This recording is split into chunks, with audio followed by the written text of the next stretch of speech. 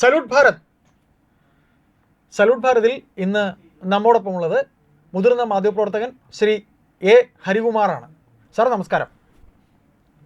നമസ്തേ Ayyappadas. Sir, തമിഴ്നാട്ടിലെ പുതിയ മുഖ്യമന്ത്രി Vijay, Joseph Vijay.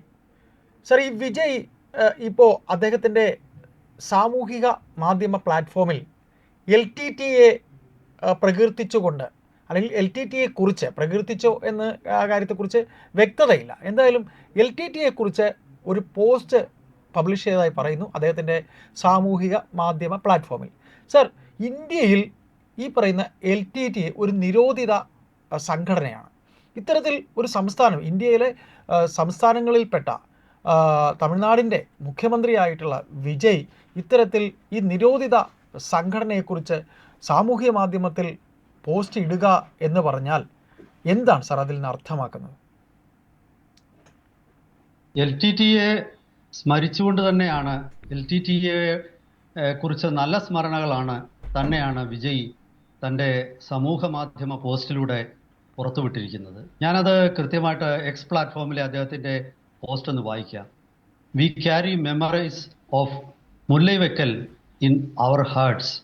V stand in solidarity for the rights of our kin across sea എന്ന് പറഞ്ഞാൽ, മുല്ലൈവെക്കൽ എന്ന് പറയുന്നത് ശ്രീലങ്കൻ സൈന്യവും LTTEയും തമ്മിലുള്ള അവസാന പോരാട്ടം നടന്ന ആ പോരാട്ടത്തിനാണ് മുല്ലൈവെക്കൽ എന്ന പേരുള്ളത്. ആ പോരാട്ടത്തിലാണ് LTTE നേതാവ് പ്രഭാകരൻ കൊല്ലപ്പെട്ടത്. അദ്ദേഹത്തിൻ്റെ 9-10 വയസ്സുള്ള മകൻ കൊല്ലപ്പെട്ടത്, പിറകിൽ നിന്ന് വെടിയേറ്റ് കൊല്ലപ്പെട്ടത്. ഇത് ഓരോ തമിഴനെ സംബന്ധിച്ചും വൈകാരികമായ ഒരു വിഷയമാണ്. ഈ വൈകാരികത അത് സ്പർശിച്ചുകൊണ്ട് അവരെ എന്നും ഓർമ്മകളിൽ അവരെന്നും ഉണ്ടായിരിക്കും എന്ന് പറഞ്ഞുകൊണ്ട് തമിഴ്നാട് മുഖ്യമന്ത്രി വിജയ് ഒരു പോസ്റ്റ് ഇട്ടപ്പോൾ അത് പലർക്കും ഞെട്ടലുണ്ടാക്കിയിരിക്കുകയാണ്. അത് വലിയ രാഷ്ട്രീയ പ്രക്ഷുബ്ധതയിലേക്ക് തമിഴ്നാടിനെ നയിക്കുമോ എന്നുള്ള ചോദ്യങ്ങൾ ഉണ്ടായിരിക്കുകയാണ്. അഖിലേന്ത്യാ തലത്തിൽ എന്താണ് ഇതിൻ്റെ പ്രത്യാഘാതം ഉണ്ടാകുന്നത്? തമിഴ്നാട്ടിൽ വീണ്ടും വിഘടനവാദം ഉയരുകയാണ്. ആരാണ് വിജയിയുടെ പിന്നിൽ? എന്താണ് വിജയ് ഉദ്ദേശിക്കുന്നത്? എന്താണ് അദ്ദേഹത്തിൻ്റെ നയം? ഒരുപാട് ചോദ്യങ്ങൾ ഈ ദിവസങ്ങളിൽ ഉന്നയിച്ചു. BJP ഈ വിഷയത്തിൽ കോൺഗ്രസിനെ കളിയാക്കിയിരിക്കുകയാണ്. അതായത് രാജീവ് ഗാന്ധിയെ കൊന്ന LTTE പ്രകീർത്തിച്ചുകൊണ്ട് കോൺഗ്രസിൻ്റെ പിന്തുണയോടുകൂടി തമിഴ്നാട് ഭരിക്കുന്ന ഒരു സർക്കാർ, അതിൻ്റെ മുഖ്യമന്ത്രി സമൂഹ മാധ്യമത്തിൽ പോസ്റ്റ് ഇട്ടിരിക്കുന്നു. എന്താണ് കോൺഗ്രസിൻ്റെ മറുപടി ഇതിന്? കോൺഗ്രസ് മിണ്ടിയിട്ടില്ല. ഇവിടെ ഒരുപാട് ചോദ്യങ്ങൾ വരുന്നുണ്ട്. അപ്പോൾ തമിഴ് വെട്രി കഴകം, TVK എന്നാണല്ലോ വിജയുടെ രാഷ്ട്രീയ പ്രസ്ഥാനത്തിൻ്റെ പേര്. TVKയുടെ നേതാക്കന്മാർ ഇതിന് വളരെ കൃത്യമായ മറുപടി നൽകിയിട്ടുണ്ട്. അവർ പറയുന്നത് TVK എന്ന രാഷ്ട്രീയ പാർട്ടി മുൻപും ഇതേ നിലപാട് തന്നെയാണ് സ്വീകരിച്ചിരുന്നത്. അന്ന് അതാരും ശ്രദ്ധിച്ചിരുന്നില്ല. ഇന്ന് വിജയ് മുഖ്യമന്ത്രി ആയതുകൊണ്ട് അത് ശ്രദ്ധയിൽപ്പെട്ടു. TVK എന്ന രാഷ്ട്രീയ പ്രസ്ഥാനം തമിഴ് ഈഴം എന്ന ആശയത്തിന് പിന്തുണ നൽകുന്ന രാഷ്ട്രീയ പ്രസ്ഥാനമാണ്. TVK തമിഴർക്കെതിരെ അന്യരാജ്യങ്ങളിൽ നടക്കുന്ന അതിക്രമങ്ങളിൽ അവിടുത്തെ തമിഴ് സഹോദരങ്ങളോടൊപ്പമാണ്. ഇതൊക്കെ വളരെ കൃത്യമായ രാഷ്ട്രീയ നിലപാടാണ്. ഈ ഇലക്ഷൻ പ്രചാരണത്തിനിടയിലും മധുരയിൽ വെച്ചാണെന്ന് തോന്നുന്നു വിജയ് ഈ ഒരു നിലപാട് വ്യക്തമാക്കിയിരുന്നു. നമ്മൾ ആദ്യം തന്നെ പറഞ്ഞു, അദ്ദേഹം ആത്മീയതയുടെ, അതായത് സ്പിരിച്വൽ സെക്കുലറിസത്തിനെ സപ്പോർട്ട് ചെയ്യുന്നു. DMKയുടെയും DKയുടെയും പെരിയാർ രാമസ്വാമി നായിക്കരുടെയും ഒക്കെ നിരീശ്വരവാദത്തിനെ തള്ളിപ്പറഞ്ഞിരുന്നു. അതുപോലെ ഹിന്ദി വിരുദ്ധ പ്രക്ഷോഭങ്ങളെ രാഷ്ട്രീയ പോരാട്ട നാടകങ്ങളായിട്ട് അദ്ദേഹം വിലയിരുത്തിയിരുന്നു. അതുപോലെ തന്നെ LTTEയോടുള്ള സമീപനത്തിലും അദ്ദേഹം വ്യക്തമായ നിലപാട് അദ്ദേഹത്തിന് ഉണ്ടായിരുന്നു. അത് ശ്രദ്ധിക്കാതിരുന്നത് TVKയുടെ കുഴപ്പമല്ല, ശ്രദ്ധിക്കാത്തവരുടെ കുഴപ്പമാണ്. ആ നിലപാട് പ്രസ്താവിച്ച് തന്നെയാണ് ഇലക്ഷനിൽ നിന്ന്. ആ നിലപാട് ഒരിക്കലും ഒരു വിഘടനവാദമല്ല എന്നാണ് അവർ കൃത്യമായിട്ട് പറയുന്നത്. അതായത് തമിഴ് വംശജർ ലോകത്തിൽ എവിടെയാണെങ്കിലും അവരുടെ ദുഃഖത്തിൽ പങ്കുചേരുകയും പോരാട്ടങ്ങളിലൊക്കെ അവരോടൊപ്പം നിൽക്കുകയും ചെയ്യുക എന്ന ഒരു നിലപാടാണ്. എന്നാൽ അതേസമയം അത് വിഘടനവാദമല്ല എന്നുള്ളൊരു നിലപാടിലേക്കാണ് വിജയുടെ പാർട്ടി, അങ്ങനെയാണ് അവർ വ്യക്തമാക്കിയിരിക്കുന്നത്. ഇവിടെ ഈ LTTE എന്ന സംഘടന, ആ LTTE എന്ന സംഘടനയെ ഈ വിജയുടെ രാഷ്ട്രീയ പാർട്ടി നേതാക്കന്മാർ ചില കാര്യങ്ങളൊക്കെ ദേശീയ ചാനലുകളിലൊക്കെ നടന്ന ചർച്ചകളിൽ, ഇന്നലെ രാത്രി നടന്ന ചർച്ചകളിൽ അവർ വ്യക്തമാക്കിയത്, അവർ സൂചിപ്പിക്കുന്നത് LTT എന്ന സംഘടനയെ പിന്തുണച്ചവരായിരുന്നല്ലോ ഇന്ദിരാഗാന്ധി. LTT എന്ന സംഘടനയെ രാജീവ് ഗാന്ധി ആദ്യം പിന്തുണച്ചിരുന്നു. LTT എന്ന സംഘടനയെ എക്കാലത്തും പിന്തുണച്ചിരുന്ന വ്യക്തിയായിരുന്നു തമിഴ്നാട് മുഖ്യമന്ത്രിയായിരുന്ന MG രാമചന്ദ്രൻ. അപ്പോൾ അവരൊരു കാര്യം ചൂണ്ടിക്കാണിച്ചത്, DMK എന്ന രാഷ്ട്രീയ പാർട്ടിയാണ് ശ്രീലങ്കൻ തമിഴരെയും LTTയെയും ഒക്കെ ചതിച്ചത്. അപ്പോൾ DMKയോട് താങ്കൾക്ക് യോജിപ്പില്ല, DMKയുടെ ശത്രുക്കളാണ് താങ്കൾ. ഇവിടെ പിന്നെ വിജയുടെ TVKയുടെ നേതാക്കന്മാർ പറയുന്നത് ഒരു കാര്യം സത്യമാണ്. ഈ 1980കളുടെ ഒടുവിൽ LTTക്ക് ആയുധവും ട്രെയിനിങ്ങും ഒക്കെ നൽകിയത് ഇന്ത്യയാണ്, റോയാണ്. രാജീവ് ഗാന്ധി പ്രധാനമന്ത്രിയായിരുന്നു.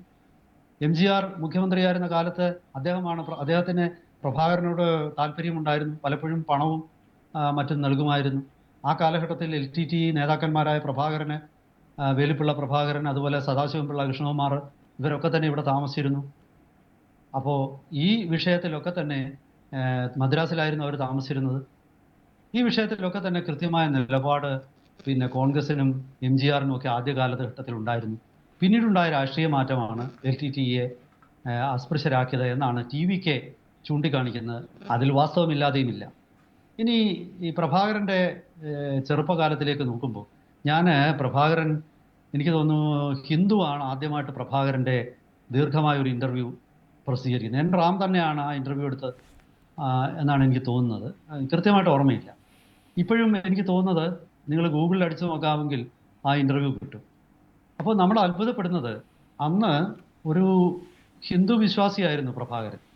അദ്ദേഹം എഴുതിയിട്ടുണ്ട്, ഞാൻ എൻ്റെ ചെറുപ്പത്തിൽ എൻ്റെ സമീപത്തുള്ള ക്ഷേത്രങ്ങളിലെ ഭാഗവത പ്രവചനം, അതായത് ഭാഗവത പ്രഭാഷണം കേൾക്കാനായിട്ട് ഞാൻ കുട്ടിയായ എന്നെ എൻ്റെ അച്ഛൻ കൊണ്ടുപോകായിരുന്നു. അന്ന് തമിഴ്നാട്ടിലൊക്കെ വളരെ പ്രശസ്തനായ ഭാഗവത പ്രഭാഷകരുടെ പ്രസംഗങ്ങളൊക്കെ ഞാൻ കേൾക്കുമായിരുന്നു. പ്രത്യേകിച്ച് അദ്ദേഹം എടുത്തു പറയുന്ന ഒരു പ്രേയരുണ്ട്, കൃപാനന്ദ വാര്യരുടെ ഭാഗവത പ്രഭാഷണം ഞാൻ മണിക്കൂറുകളോളം കേട്ടിരിക്കുമായിരുന്നു. സ്വാമി വിവേകാനന്ദനും സുഭാഷ് ചന്ദ്രബോസുമായിരുന്നു എനിക്ക് പ്രചോദനം നൽകിയിരുന്നു. അവരുടെ ആ പ്രചോദനത്തിലാണ് ഞാൻ എൻ്റെ ജീവിതം മുന്നോട്ട് കരുപിടിപ്പിച്ചത് എന്ന് പറയുന്ന പ്രഭാകരൻ ഉണ്ടായിരുന്നു ഒരു കാലഘട്ടത്തിൽ. ഇതൊക്കെ ഞാൻ ഈ പറയുന്നത് നിങ്ങൾ ഗൂഗിളിലൊന്ന് അടിച്ചു നോക്കിയാൽ മതി. അങ്ങനെയുള്ള പ്രഭാകരൻ പിന്നീട് മറ്റൊരു ചിന്തയിലേക്ക് മാറിയെന്നും, അതായത് പ്രഭാകരൻ ചില വാർത്തകളിൽ ക്രിസ്ത്യൻ പള്ളിയുമായിട്ട് അടുത്തു എന്നൊക്കെയുള്ള വാർത്തകൾ ഞാൻ കണ്ടിട്ടുണ്ട്. അതിൻ്റെ വാസ്തവം എനിക്കറിയാൻ വയ്യ. ഒരുപക്ഷെ ഈ LTTയും ശ്രീലങ്ക സൈന്യവുമായിട്ടുള്ള പോരാട്ടത്തിൽ മധ്യസ്ഥത വഹിക്കാനായിട്ട് പാശ്ചാത്യ രാജ്യങ്ങൾ എത്തിയപ്പോൾ അവരെ സന്തോഷിപ്പിക്കാനായിട്ട് ഇദ്ദേഹം ക്രിസ്ത്യൻ പള്ളികളിൽ ചടങ്ങുകളിൽ സംബന്ധിക്കാൻ തുടങ്ങിയോ, അങ്ങനെയൊക്കെയുള്ള സംശയങ്ങൾ എനിക്കുണ്ട്. ഒരുപക്ഷെ ആദ്യ കാലഘട്ടത്തിൽ ഇന്ത്യയിലെ ഹിന്ദു സംഘടനകൾ അദ്ദേഹത്തിൻ്റെ നിലപാടിനെ സപ്പോർട്ട് ചെയ്തിട്ടില്ലായിരിക്കാം. എന്തൊക്കെ പറഞ്ഞാലും ശരി, തീവ്രവാദത്തെ നമുക്ക് അനുകൂലിക്കാൻ പറ്റില്ല. കാരണം ഭീകരവാദം ലോകമെന്നും ഇന്ന് പോരാടേണ്ട, ലോകത്തിനെല്ലാം അപകടകരമായിട്ടുള്ള ഒരു പ്രതിഭാസമാണ്. ഈ ഭീകരവാദത്തിലേക്ക് കടന്ന് അതിൽ യാതൊരു തരത്തിലുമുള്ള വിവേചനമില്ലാതെ നിലപാടുകൾ എടുത്തതാണ് പ്രഭാകരന് തന്നെ അവസാനം ബുദ്ധിമുട്ടുണ്ടാക്കിയത് എന്നാണ് ഞാൻ മനസ്സിലാക്കുന്നത്. പ്രഭാകരൻ, രാജീവ് ഗാന്ധി, ഏതായാലും സാർ ഞാനൊന്ന് ഒരു വരിയും കൂടെ ഞാൻ പറഞ്ഞ് അവസാനിപ്പിക്കുകയാണ്.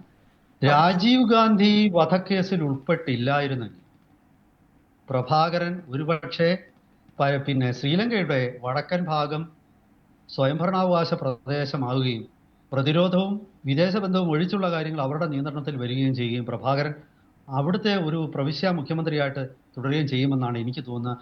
LTTയുടെ ചരിത്രത്തിൽ അവരെടുത്ത ഒരു തെറ്റായ തീരുമാനമാണ് ഈ രാജീവ് ഗാന്ധി വധം. ഒരു സംശയമില്ല. ഇനി ചോദിച്ചോളൂ സാർ. ഇത്തരത്തിൽ സാർ തന്നെ തുടക്കത്തിൽ പറഞ്ഞു, കോൺഗ്രസിൽ കോൺഗ്രസിന്റെ തമിഴ്നാട് രാഷ്ട്രീയത്തിൽ കോൺഗ്രസും ഒരു വേള മുൻകാലങ്ങളിൽ LTTയെ അനുകൂലിച്ചിരുന്നു എന്ന് പറഞ്ഞു, DMK അനുകൂലിച്ചിരുന്നു എന്ന് പറഞ്ഞു. അപ്പോ അങ്ങനെ മുൻകാലങ്ങളിൽ അവർ AADMK അനുകൂലിച്ചിരുന്നു എന്ന് പറഞ്ഞു. അപ്പോ ഇത് ഇദ്ദേഹത്തിന്റെ പോസ്റ്റ് എന്ന് പറയുന്ന ഒരു പഴയകാല പോസ്റ്റാണോ, അതെ അദ്ദേഹം ഇപ്പൊ ഇട്ട പോസ്റ്റാണോ? അദ്ദേഹം മിനിഞ്ഞാന്നിട്ട പോസ്റ്റാണ്. മിനിഞ്ഞാന്ന് ഇട്ട പോസ്റ്റാണ്. സാർ അങ്ങനെയാണെങ്കിൽ തന്നെ അത് മുൻകാലങ്ങൾ പറഞ്ഞോളൂ ആ സാർ. വർത്തമാനകാലമാണത്. അത് ആ പിന്നെ ഭൂതകാലമല്ല. തീർച്ചയായിട്ടും. അപ്പോൾ അത്തരത്തിൽ അവർ തന്നെ അന്ന് സപ്പോർട്ട് ചെയ്തിരുന്നു. അപ്പോൾ ഇപ്പോ പിന്നെ ഈ പറയുന്ന വിജയ് സപ്പോർട്ട് ചെയ്തുകൊണ്ടൊരു പോസ്റ്റ് ഇടുമ്പോൾ വിജയ് അല്ലെങ്കിൽ സമൂഹം കാണാത്ത മറ്റൊരു വശം അദ്ദേഹത്തിന്റെ എതിർ രാഷ്ട്രീയ പാർട്ടി കാണുന്നു എന്ന് ഇതിലൂടെ ആ പറച്ചിലിൽ തന്നെ വ്യക്തമല്ലേ? വെറുതെ ഒരു ഒരു കുറ്റം പറച്ചിലല്ലേ വിജയ്? അല്ല, ഒരു പക്ഷേ വിജയ് വലിയൊരു രാഷ്ട്രീയ തന്ത്രമായിരിക്കും ഇവിടെ പ്രയോഗിച്ചതെന്ന് എനിക്ക് തോന്നുന്നു.